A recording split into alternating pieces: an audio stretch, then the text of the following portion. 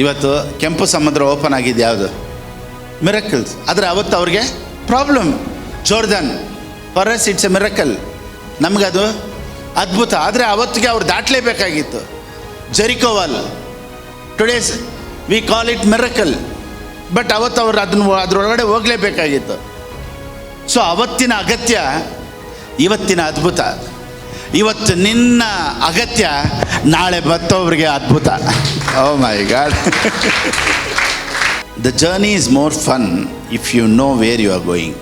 ಪ್ರಯಾಣ ಖುಷಿಯಾಗಿರುತ್ತೆ ನಾವೆಲ್ಲಿ ಹೋಗ್ತೀವಿ ಅಂತ ಗೊತ್ತಾದರೆ. ನೋಡಿ, ಬಟ್ಟೆ ಗಿಟ್ಟೆಲ್ಲ ರೆಡಿ ಮಾಡ್ಕೊಂಡು, ಸೂಟ್ ಕೇಸ್ ಎಲ್ಲ ರೆಡಿ ಮಾಡಿಕೊಂಡು, ಬಟ್ಟೆ ಎಲ್ಲ ಏನು ಮಾಡ್ಕೊಂಡು ಎಲ್ಲ ತೊಗೊಂಡು ಬಸ್ ಸ್ಟ್ಯಾಂಡ್ ಬಂದ್ಬಿಟ್ಟು ಎಲ್ಲಿ ಹೋಗ್ತೀವಿ ಅಂತಲೇ ಗೊತ್ತಿಲ್ಲ ಅಂದಮೇಲೆ ಖುಷಿನೇ ಇರಲ್ಲ. ಆದರೆ ಫಿಕ್ಸ್ ಮಾಡಬೇಕು, ನಾನು ಈ ಊರಿಗೆ ಹೋಗ್ತಾ ಇದ್ದೀನಿ, ಇದನ್ನೇ ನೋಡೋಕೆ ಹೋಗ್ತಾ ಇದ್ದೀನಿ, ಇಲ್ಲಿಗೆ ನಾನು ಹೋಗ್ತಾ ಇದ್ದೀನಿ, ಮೈ ಡೆಸ್ಟಿನೇಷನ್ ಇಸ್ ದಿಸ್ ಅಂತ ಗೊತ್ತಾದರೆ you will enjoy your journey.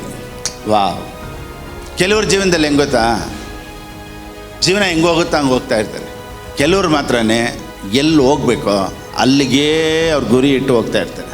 ನಾನೇನು ಹೇಳ್ತೀನಿ ಅಂದರೆ, ಎಲ್ಲಿ ಹೋಗ್ಬೇಕೋ ಅಲ್ಲಿಗೆ ನೀವು ಗುರಿ ಇಟ್ಟರೆ your life will be so joyful. You will enjoy your journey. ಎಲ್ಲ ಜಾಲಿಯಾಗಿ ಜರ್ನಿ ಮಾಡಬೇಕು.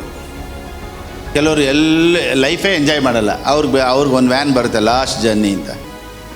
ಅವ್ರೇನು ಅಂದ್ಕೊಂಡಿದ್ದಾರೆ ಅಂದರೆ ದ ಲಾಸ್ಟ್ ಜರ್ನಿನೇ ಸೂಪರ್ ಜರ್ನಿ, ಅಲ್ಲೇ ಚೆನ್ನಾಗಿರೋದು ಅಂತ. ನಾನೇನು ಹೇಳ್ತೀನಿ ಅಂದರೆ, ಜೀವನ ಅನ್ನೋದು ಒಂದೊಂದು ದಿನವೂ you can enjoy if you know your destination.